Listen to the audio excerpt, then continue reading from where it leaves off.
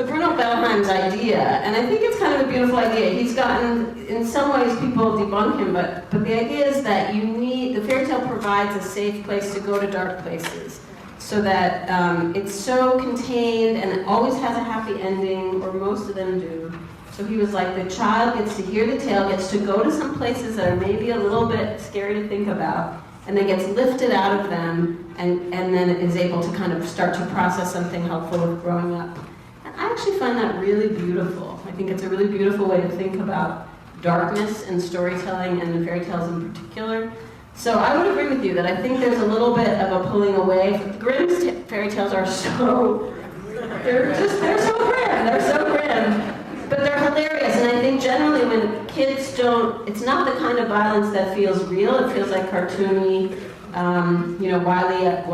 Wile E. Coyote kind of violence.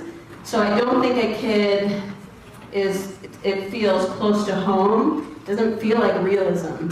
And so then I think there is a kind of delight in going there and then getting out of it. And what he says, which I think is interesting, is a fairy tale in that way would not work if you don't get the kid out into the happy ending. You need to kind of go there and then bury it a little bit.